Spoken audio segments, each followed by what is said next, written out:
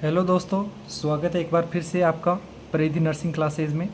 आज अपन पीडियाट्रिक का टॉपिक पढ़ेंगे, रेस्पिरेटरी डिस्ट्रेस सिंड्रोम। कौन सा टॉपिक? रेस्पिरेटरी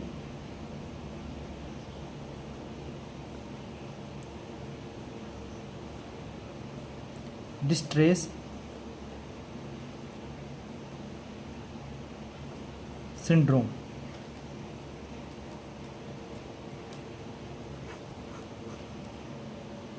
इसी को अपन बोल सकते हैं आरडीएस या फिर highline membrane disease.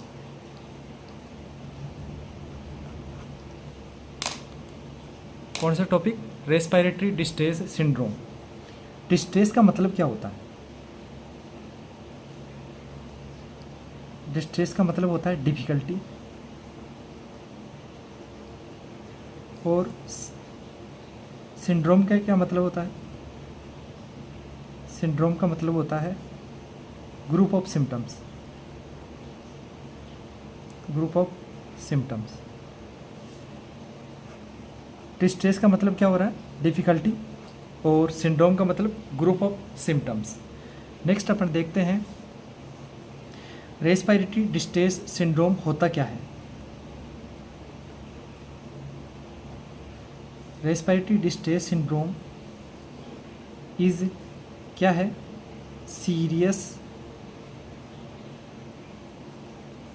Serious lung disease होती है,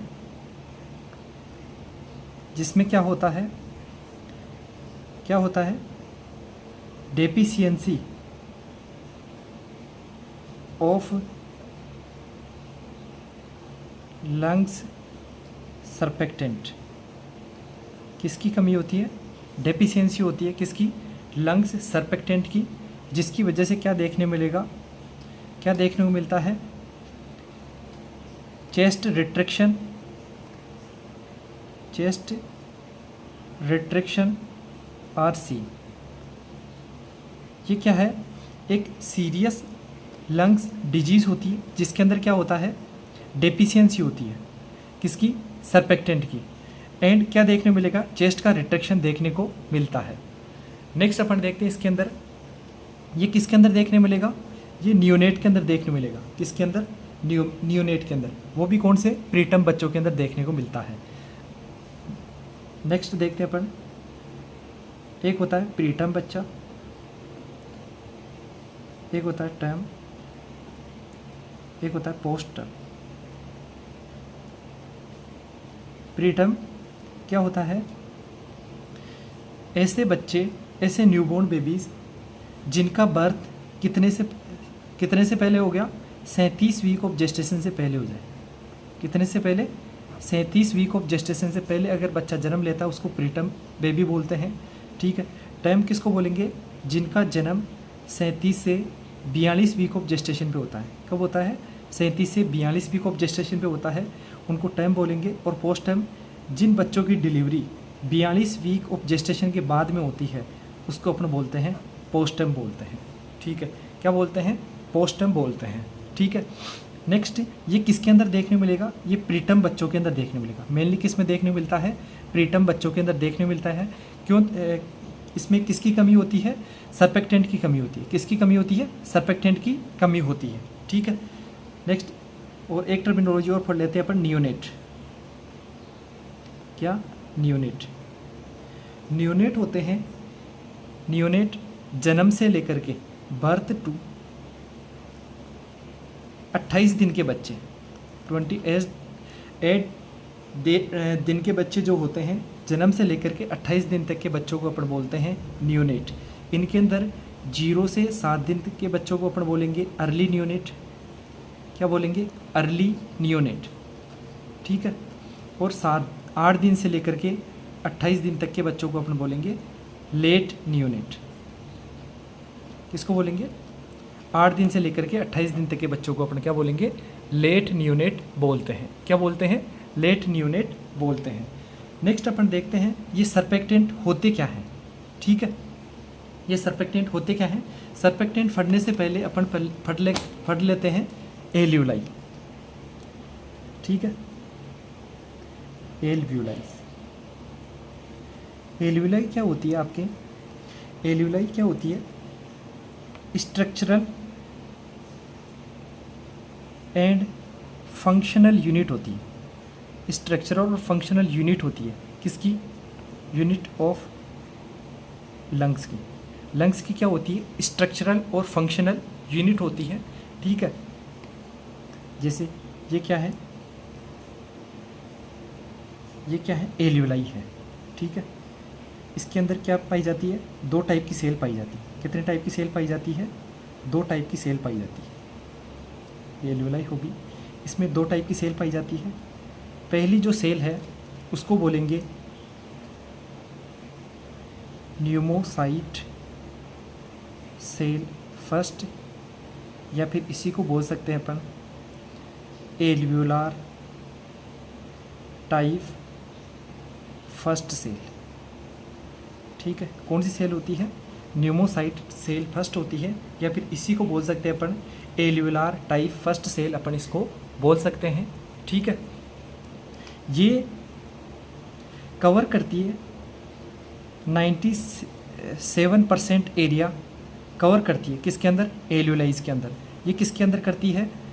ये किसके अंदर हेल्प करती है? हेल्प इन गैसेस एक्सचेंज के अंदर, ठीक है। किसके अंदर मदद करती है? गैस एक्सचेंज के अंदर मदद करती है, ठीक है। ये कंसिस्ट ऑफ, किससे बनी हुई रहती है? Consist of simple स्क्यूमस epithelial tissue. किससे बनी हुई रहती है? सिंपल स्क्यूमस एपिथेलियल टिश्यू से बनी हुई रहती है। किससे बनी हुई रहती है? सिंपल स्क्यूमस एपिथेलियल टिश्यू से बनी हुई रहती है, ठीक है। ये जो सेल है ये 97% एरिया कवर करती है। किसके अंदर? एल्व्यूलाइज के अंदर। एक सेल होती है आपकी, दूसरी जो सेल होती है वो होती है न्यूमोसाइट सेल सेकंड, ठीक है, या फिर इसी को बोल सकते हैं एल्व्यूलर टाइप सेकंड सेल, ठीक है। ये कवर करती है 3% एरिया को कवर करती है, ठीक है। ये क्या करती है? प्रोडक्शन करती है। किसका? Production of lungs surfactant. ये किसका प्रोडक्शन करती है? लंग सरपेक्टेंट का क्या करती है? प्रोडक्शन करती है, ठीक है। ये किससे बनी हुई रहती है? कंसिस्ट ऑफ, ये जो सेल है किससे बनी हुई रहती है? कंसिस्ट ऑफ क्यूबोइडल एपिथेलियम से बनी हुई रहती है। किससे बनी हुई रहती है? क्यूबोइडल एपिथेलियम से बनी हुई रहती है, ठीक है। नेक्स्ट है, इसके अंदर जो है पहली सेल होती है न्यूमोसाइट टाइप सेल फर्स्ट होती है। किसके अंदर? एल्व्यूलाइज के अंदर, ठीक है। ये क्या है? एल्व्यूलाइज है, ठीक है। दूसरी सेल होती है pneumocyte type cell second cell होती है, जो कितना एरिया कवर करती है? 3% एरिया कवर करती है। ये क्या बनाती है? सरपेक्टेंट बनाती है। क्या बनाती है? सरपेक्टेंट बनाती है। क्या बनाती है? सरपेक्टेंट बनाती है, ठीक है। नेक्स्ट अपन देख लेते हैं सरपेक्टेंट होते क्या है। नेक्स्ट अपन पढ़ेंगे सरपेक्टेंट।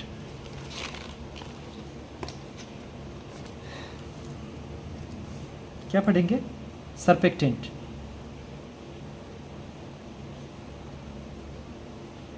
सरपेक्टेंट क्या पढ़ेंगे? सरपेक्टेंट। सरपेक्टेंट क्या होते हैं? Consist of lipoprotein. किससे बने हुए रहते हैं? लाइपोप्रोटीन से बने हुए रहते हैं, ठीक है। कितने टाइप के रहते हैं? ये 2 टाइप के रहते हैं। पहला होता है लेसिथीन, ठीक है, और दूसरा होता है स्पिंगोमाइलिन, ठीक है, स्पिंगोमाइलिन। 2 टाइप के सरपेक्टेंट होते हैं, ठीक है। एक होता है लेसिथीन, एक होता है स्पिंगोमाइलिन, ठीक है। ये जो लेसिथीन को बोल सकते हैं अपन, क्या बोल सकते हैं? फोस्फोटिडाइल ग्लिसरॉल। और स्पिंगोमाइलिन को क्या बोल सकते हैं, लेसिथिन को क्या बोलते हैं अपन, फोस्फेटिडाइल ग्लिसरॉल बोलते हैं। और स्पिंगोमाइलिन को क्या बोलते हैं, फोस्फेटिडाइल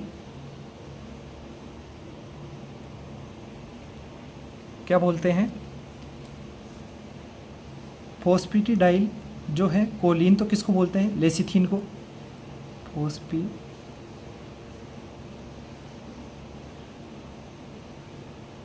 और इसको क्या बोलते हैं, स्पिंगोमाइलिन को फोस्फेटिडाइल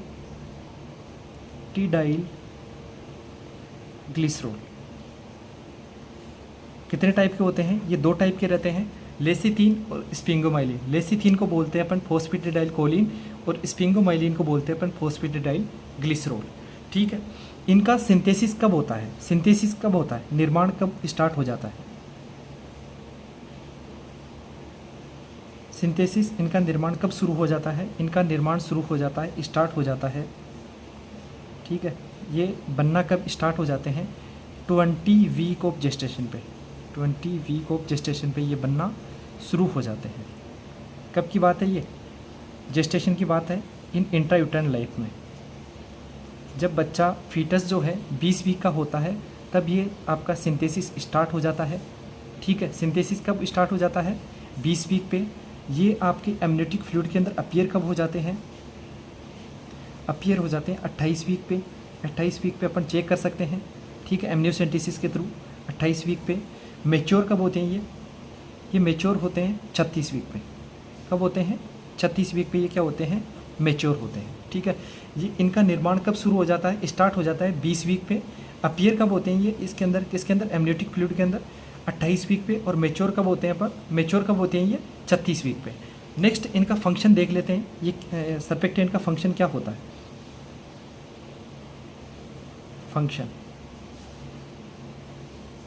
फंक्शन देख लेते हैं अपन किसका, सर्फेक्टेंट का।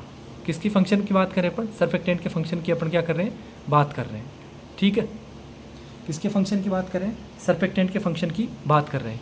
ठीक है, तो ये क्या करते हैं, डिक्रीज करते हैं surface tension in एल्वेलाइज।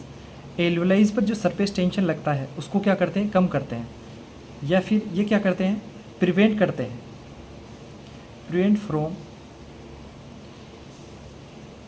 Prevent एल्वेलाइज from collapse होने से क्या करते हैं, बचाते हैं। किससे, एल्वेलाइज को कोलैप्स होने से क्या करते हैं, बचाते हैं। ठीक है, ये जैसे एल्वेलाइज है, ये क्या है, एल्वेलाइज है।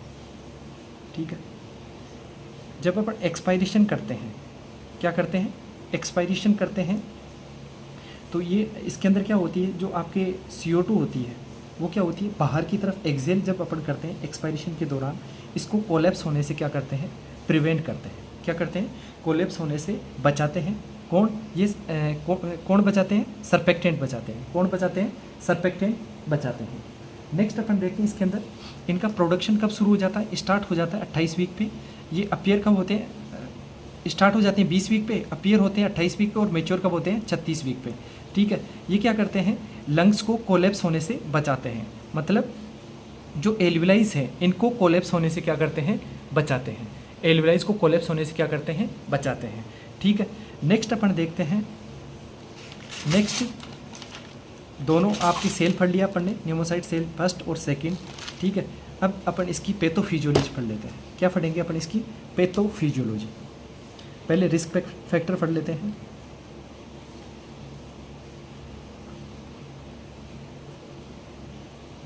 रिस्क फैक्टर कौन कौन से होते हैं, रिस्क फैक्टर अपन देखते हैं इसके अंदर,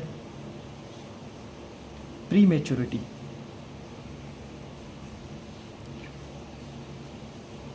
मतलब ऐसे बच्चे जो 27 वीक ऑफ जेस्टेशन से पहले जन्म ले लिए।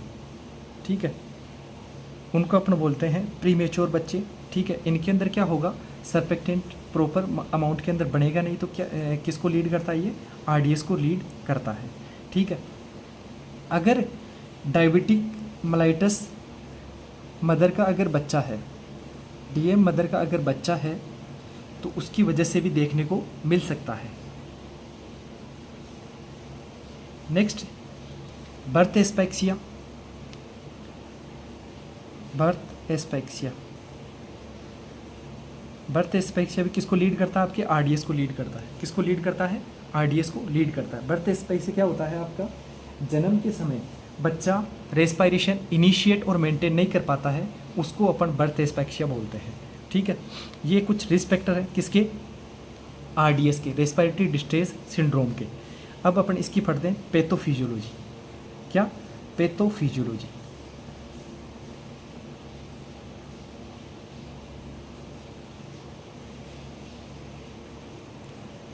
पैथोफिजियोलॉजी में अपन देखते हैं सबसे पहले, अगर डायबिटीज़ मेलाइटस से मदर सफ़र कर रही है,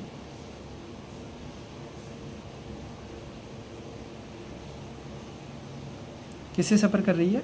डायबिटीज़ से अगर मदर सफ़र कर रही है तो मदर के अंदर क्या होगा? ग्लूकोज लेवल क्या होगा? बढ़ा होगा, हाइपरग्लाइसीमिया होगा। ब्लड ग्लूकोज लेवल क्या होगा? बढ़ा हुआ होगा। तो ग्लूकोज लेवल बढ़ा हुआ होगा तो ये क्या करेगा? ग्लूकोज क्या कर सकता है? Glucose can cross placenta barrier. ये क्या कर सकता है? प्लेसेंटा बैरियर को क्रॉस कर सकता है। जैसा कि आपको पता है कि जो बच्चा, जो फीटस है, वो टोटली किस पे डिपेंड रहता है न्यूट्रिशन के लिए? किस पे डिपेंड रहता है? अपनी मदर पे डिपेंड रहता है। और किसके थ्रू मिलता है? प्लेसेंटा के थ्रू उसको ऑक्सीजन, ग्लूकोज, जो आपके अमाइनो एसिड मिलने होते हैं, ये किसके थ्रू मिलते हैं? प्लेसेंटा के थ्रू मिलते हैं। कौन? और जो है इसके अंदर क्या होगा? जब मदर अगर डायबिटीज़ मेलाइटस से सफ़र कर रही है तो उसके अंदर क्या होगा? ग्लूकोज लेवल क्या होगा? बढ़ा होगा। और जैसा कि आपको पता है ग्लूकोज क्या करता है? आपके प्लेसेंटा बैरियर को क्रॉस कर सकता है। तो बच्चे के अंदर क्या होगा? बच्चे के अंदर भी ग्लूकोज, ज़्यादा से ज़्यादा ग्लूकोज की सप्लाई होगी तो बच्चे के अंदर भी क्या होगा? हाइपरग्लाइसीमिया होगा। क्या होगा? हाइपरग्लाइसीमिया होगा। ग्लूकोज लेवल क्या होगा? बढ़ा हुआ होगा। ठीक है, किसके अंदर? बच्चे के अंदर भी ज़्यादा से ज़्यादा ग्लूकोज जाएगा। जब ग्लूकोज ज़्यादा से ज़्यादा जाएगा तो जो फीटस का जो पेनक्रियाज है वो कंपनसेटरी क्या करेगा? कंपनसेटरी प्रोडक्शन करेगा किसका? इंसुलिन का। वो क्या करेगा? ज़्यादा से ज़्यादा जो आपका फीटस का पेनक्रियाज की बीटा सेल से क्या होगा? ज़्यादा कंपनसेटरी क्या बनेगा? ज़्यादा से ज़्यादा क्या बनेगा? इंसुलिन बनेगा। ज़्यादा से ज़्यादा इंसुलिन बनेगा तो बच्चे के अंदर क्या होगा? इंसुलिन का लेवल में क्या होगा? बढ़ गया, हाइपर इंसुलिनीमिया। इंसुलिन का लेवल भी क्या हो गया? बढ़ गया। किसके अंदर? बच्चे की बात है। जब ज़्यादा से ज़्यादा ग्लूकोज का लेवल बढ़ा, उसको ठीक है क्या करने के लिए? उसको कम करने के लिए, ग्लूकोज को कम करने के लिए फीटस का जो पेनक्रियाज है वो क्या बनाना शुरू कर दिया? इंसुलिन बनाना शुरू कर दिया। इंसुलिन अब ज़्यादा से ज़्यादा क्या बनेगा? इंसुलिन बनेगा। और इंसुलिन क्या होता है? इंसुलिन एंटागोनिस्ट होता है। एंटागोनिस्ट होता है। किसके एंटागोनिस्ट होता है? किसके एंटागोनिस्ट होता है? ग्लूकोकोर्टिकोइड के। ये इंसुलिन क्या होता है? विपरीत काम करता है। किसके विपरीत काम करता है? ग्लूकोकोर्टिकोइड के। जो स्टेरॉइड हार्मोन होते हैं उनके क्या करता है? विपरीत काम करता है। क्या करता है? विपरीत काम करता है। क्या करता है? विपरीत काम करता है। नेक्स्ट अपन देखते हैं, इसके अंदर जब आपका इंसुलिन बढ़ेगा तो वो किसके विपरीत काम कर रहा है? ग्लूकोकोर्टिकोइड के विपरीत काम कर रहा है। और ये ग्लूकोकोर्टिकोइड मेनली किसके अंदर मदद करता है? ये प्रोडक्शन, ये किसके अंदर हेल्प करता है? ग्लूकोकोर्टिकोइड हेल्प करता है। किसके अंदर हेल्प करता है?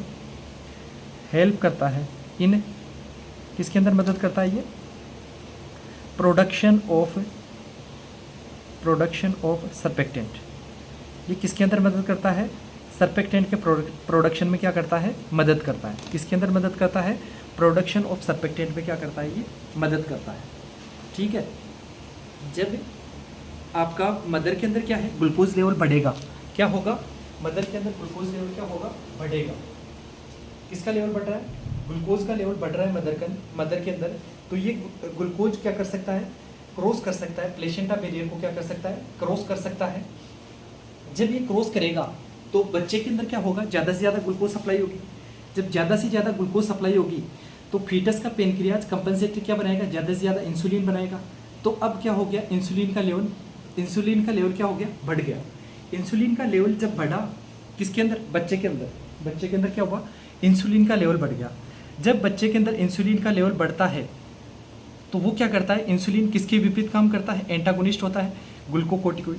तो बच्चे के अंदर जो है स्टेरॉइड कम बनेंगे तो उसके अंदर बच्चे के अंदर क्या होगा, सरपेक्टेंट का प्रोडक्शन नहीं होगा, डिक्रीज प्रोडक्शन ऑफ सरपेक्टेंट का प्रोडक्शन क्या होगा, कम होगा। बच्चे के अंदर जो आपका प्रोडक्शन होना है किसका, सरपेक्टेंट का, ये प्रोडक्शन क्या होगा, कम होगा। जो प्रोडक्शन है सरपेक्टेंट का प्रोडक्शन क्या होगा, कम होगा। तो इसकी वजह से क्या होगा, इसकी वजह से एल्विलाइज क्या हो जाएगी, कोलैप्स होगी। क्या होगी, एल्विलाइज क्या हो जाएगी, कोलैप्स हो जाएगी। ठीक है, एल्विलाइज जब कोलैप्स हो जाएगी, कब, जन्म के समय, ये बर्थ की बात है। ठीक है, जन्म ले लेगा बच्चा, उसके बाद में की बात है। एल्विलाइज क्या हो जाएगी, कोलैप्स हो जाएगी। जब एल्विलाइज कोलैप्स हो जाएगी तो क्या होगा, रेस्पायरेशन होगा, नहीं होगा। इसकी वजह से बॉडी के अंदर क्या हो जाएगा, CO2 बढ़ जाएगा। बच्चे के अंदर क्या हो जाएगी, CO2 बढ़ जाएगा। ठीक है, और ऑक्सीजन क्या हो जाएगी, कम हो जाएगी। ऑक्सीजन तो क्या होगी, कम होगी, और CO2 बढ़ जाएगी। तो इसकी वजह से बच्चे के अंदर क्या होगा, ऑक्सीजन की एब्सेंस में क्या होगा, ग्लाइकोलाइसिस होगा, अनएरोबिक। ऑक्सीजन की एब्सेंस में क्या होगा, अनएरोबिक ग्लाइकोलाइसिस होगा। क्या होगा, अनएरोबिक ग्लाइकोलाइसिस होगा। अनएरोबिक ग्लाइकोलाइसिस होगा तो उसके बच्चे के अंदर क्या देखने को मिलता है, आपका लैक्टिक एसिड बनेगा। क्या बनेगा, लैक्टिक एसिड बनेगा। ऑक्सीजन की एब्सेंस में क्या हो रहा है, ग्लूकोज टूट रहा है, तो क्या बनेगा, लैक्टिक एसिड बनेगा। और उसकी वजह से क्या देखने मिलेगा, मेटाबॉलिक एसिडोसिस देखने मिलता है। ठीक है, क्या देखने को मिलता है, मेटाबॉलिक एसिडोसिस देखने को मिलता है। जब आपका रेस्पिरेशन इनहिबिट हो गया, लंग्स कोलैप्स हो गए, तो इसकी वजह से क्या होगा, खुद लंग्स को भी सप्लाई नहीं मिलेगी, किसकी, ऑक्सीजन की। तो पल्मोनरी क्या होगा, पल्मोनरी हाइपोपरफ्यूजन होगा, मतलब प्रॉपर ऑक्सीजन सप्लाई नहीं मिलेगी, किसको, लंग्स को। तो उसकी वजह से क्या होगा, लंग्स खुद क्या हो जाएंगे, एल्विलाइज खुद क्या हो जाएगी, आपकी नेक्रोसिस हो जाएगा। पल्मोनरी क्या हो जाएगा, नेक्रोसिस हो जाएगा। जब नेक्रोसिस हो जाएगा तो यहाँ पे क्या देखने मिलेगा, फिब्रिन डिपॉजिट हो जाएगा। फिब्रिन प्रोटीन क्या हो जाएगी, डिपॉजिट होगी। और क्या देखने मिलेगा, लंग्स के अंदर क्या देखने को मिलता है, आपका क्या देखने को मिलता है, हाइलाइन मेम्ब्रेन देखने को मिलती है। Hyaline membrane are seen in lungs के अंदर क्या होगा, हाइलाइन मेम्ब्रेन देखने को मिलती है। ठीक है, यहाँ पे जो आपका एल्विलाइज जब कोलैप्स हुई तो बॉडी के लेवल पर क्या हुआ, CO2 का लेवल बढ़ गया। CO2 का लेवल बढ़ गया तो उसकी वजह से अनएरोबिक ग्लाइकोलाइसिस हुआ। इसकी वजह से ज़्यादा से ज़्यादा लैक्टिक एसिड बन रहा है। लैक्टिक एसिड किसको लीड करेगा, मेटाबॉलिक एसिडोसिस को। मतलब बॉडी के अंदर क्या होगी, CO2 का लेवल क्या हो गया, बढ़ गया। ठीक है, इधर क्या हुआ, लंग्स को खुद को ऑक्सीजन नहीं मिलेगी, पल्मोनरी हाइपोपरफ्यूजन होगा, तो पल्मोनरी से यहाँ की सेल्स क्या हो जाएगी, डेड हो जाएगी। जब सेल्स डेड हो जाएगी तो नेक्रोसिस देखने को मिलता है। इसकी वजह से फिब्रिन प्रोटीन डिपॉजिट होगा और क्या देखने मिलेगा, हाइलाइन मेम्ब्रेन डिजीज़ देखने को मिलती है। ठीक है, नेक्स्ट अपन इसके अंदर देखते हैं sign and symptom. Sign and symptom के अंदर अपन देखते हैं क्या देखने को मिलेगा, इसमें ट्राइड सिम्टम देखने मिलेगा। ट्राइड सिम्टम में क्या देखने को मिलता है, एक तो क्या देखने मिलेगा, टेकिपनिया, रेस्पिरेशन रेट क्या होगा, बढ़ा हुआ मिलेगा। ठीक है, क्यों? बॉडी के अंदर CO2 डिपॉजिट हो रही है, ऑक्सीजन डिमांड पूरी नहीं हो रही, इसकी वजह से रेस्पिरेटरी सेंटर स्टिमुलेट होगा और आपका रेस्पिरेशन रेट क्या हो जाएगी? बढ़ जाएगी। कितने से ज़्यादा होगी? 60 ब्रीथ पर मिनट से क्या होगी? ज़्यादा होगी। ठीक है। दूसरा क्या देखने मिलेगा? क्या देखने मिलेगा? चेस्ट का रिट्रैक्शन देखने मिलेगा। चेस्ट रिट्रैक्शन, चेस्ट का क्या होगा? रिट्रैक्शन होगा। कब? ड्यूरिंग इंस्पायरेशन, जब सांस अंदर लेगा बच्चा, इंस्पायरेशन करेगा, तब क्या देखने मिलेगा? चेस्ट का रिट्रैक्शन देखने मिलेगा। रिट्रैक्शन का मतलब जो आपकी इंटरकोस्टल मसल्स है वो अंदर की तरफ धसेगी। ठीक है, उसको बोलते हैं चेस्ट रिट्रैक्शन। नेक्स्ट तीसरा क्या होगा? एक्सपायरेटरी ग्रंटिंग सुनाई देगा। एक्सपायरेटरी ग्रंटिंग,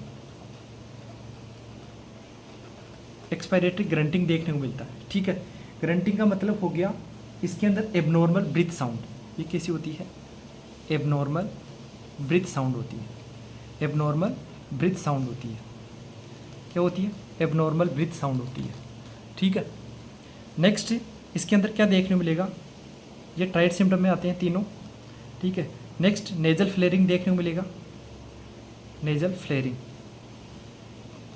ये अर्ली देखने मिलेगा। अर्ली साइन एंड सिम्टम, अगर अर्ली पूछ ले, अर्ली साइन सिम्टम क्या होता है आपका? नेजल फ्लेयरिंग, नथुने चिपकेंगे। ठीक है।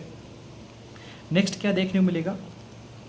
नेक्स्ट इसकी वजह से क्या देखने को मिलेगा? बॉडी के अंदर ऑक्सीजन सप्लाई नहीं होगी तो क्या होगा? बॉडी के अंदर CO2 डिपॉजिट होने की वजह से साइनोसिस देखने को मिलेगा। क्या देखने मिलेगा? साइनोसिस देखने को मिलता है। और क्या देखने मिलेगा? एबनॉर्मल रेस्पिरेशन देखने मिलेगा। एबनॉर्मल रेस्पिरेशन, वो भी कौन सा? सी सा रेस्पिरेशन। सी सा रेस्पिरेशन। सी सा रेस्पिरेशन क्या होता है? सी सा रेस्पिरेशन का मतलब होता है, नॉर्मली क्या होता है? नॉर्मली क्या होता है? जब अपन इंस्पायरेशन करते हैं,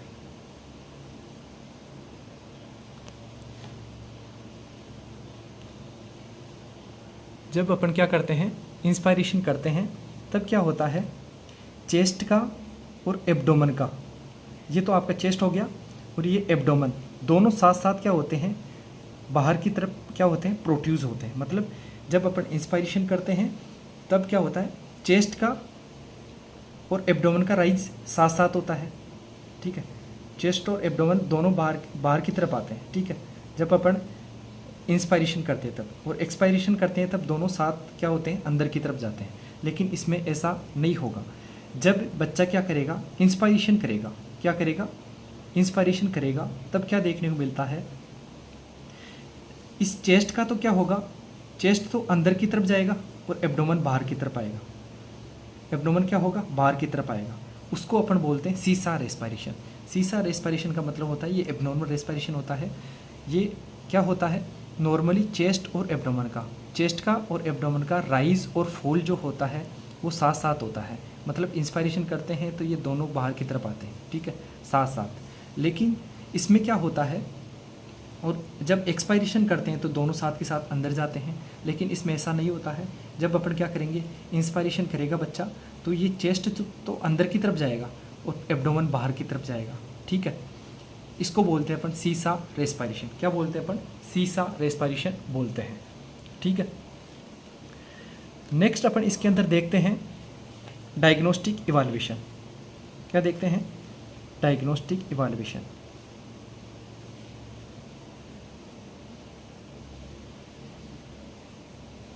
डायग्नोस्टिक इवैल्यूएशन